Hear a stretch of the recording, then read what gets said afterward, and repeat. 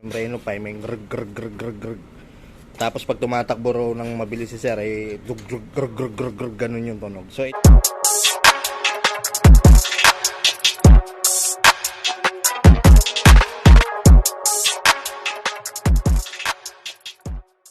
yun, magandang araw po. May share ako sa inyo na maganit daw yung takbo. So, sakyan ni sir is Ford Ranger. Ito si sir from Silang. Sir. Ay, ako yun. Dito kayo dahil totoo yung magaling na mekaniko rito. Walang pasikot-sikot, walang lukuhan. Kaya kung ako sa inyo, siyempre, para hindi kayo gumastos ng hindi naman kailangan, dito kayo dahil yun nga, sinasabi niya yung halimbawa yung concern ng sasakyan. Kaya sabi niya, wala namang problema ito, pero pinacheck ko na rin lahat. Kaya papalit na rin ako ng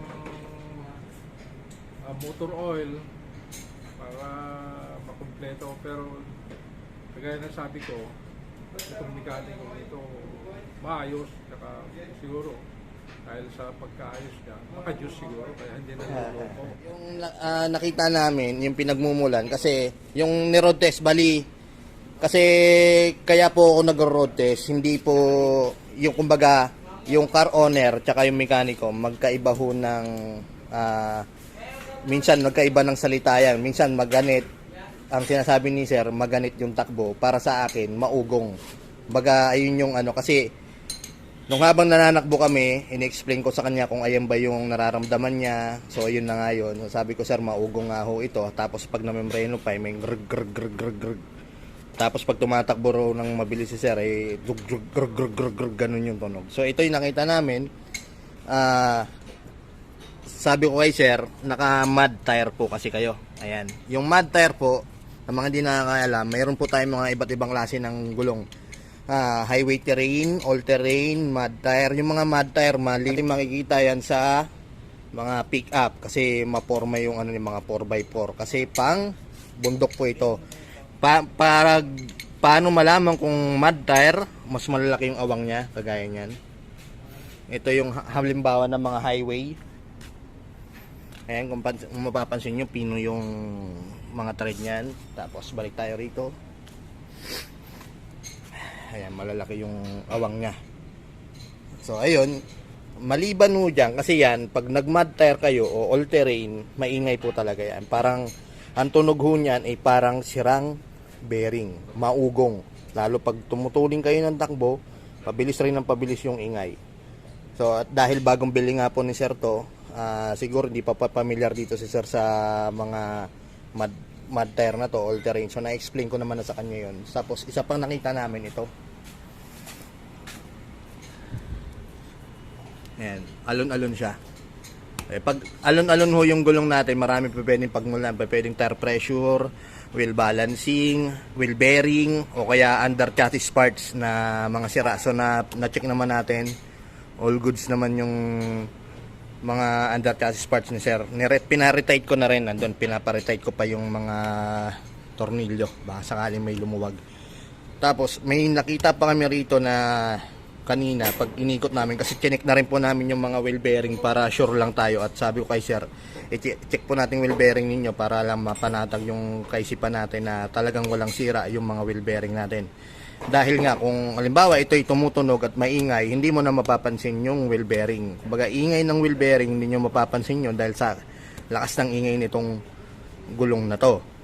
So may nakita kami rito pag iniikot kanina, merong sumasayad yung indicator, tire, brake pads wear indicator nung brake pads. So inayos na namin yun, okay na. So ito yung nangyari. Bali, mud terrain na nga ho yun. Bali, pag all terrain po kasi medyo maingay. Pag mud terrain, mas maingay. Kumbaga, pag palaki ng spike yan, mas maingay. Kasi ito po nakadesign sa mud terrain talaga. Nakadesign na yan, hindi yan ng pang highway yan. Nakadesign na yan sa mga bundok o off-road. Ganito na plain, yan. Maingay na ho talagang dati. Yan. Tapos yung gulong ni sir, nag-alon-alon pa. Di mas lalong maingay na. Kasi yung highway terrain o yung pino yung thread, pag nag-alon-alon, mas maingay yun. O maingay na rin. Nakakalain natin na parang sira yung wheel bearing. Pero kay sir, mad terrain na, nag-uka-uka pa. So, na-advise ko na kay sir kung ano yung mga dapat gawin. Tire rotation po, isa rin yan. In-advise ko kay sir na at least every 5,000 kilometers magpa-tire rotation. So, yun, nagpa-change oil na rin si sir. Yun, ang ganda ng sinabi ni sir. Maraming salamat po sa lahat ng mga sumusuporta sa akin. At, syempre kay sir na tiwala yun. Sabi niya, sama daw sa vlog. At maganda rin yung intention ni sir. Sabi niya, para maging aware din yung iba na manonood, na maging kasangkapan tong sakyan ni sir para maging aware tayong lahat. So yun, maraming salamat po sir.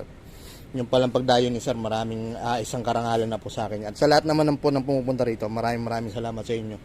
Ayun no, maging pamilyar po tayo sa mga tunog kagaya niyan, kabisaduhin natin, alamin natin kung ano yung gulong. May mga disadvantage din po kasi yan, kagaya isa yan, mud terrain, disadvantage niya, maingay talaga.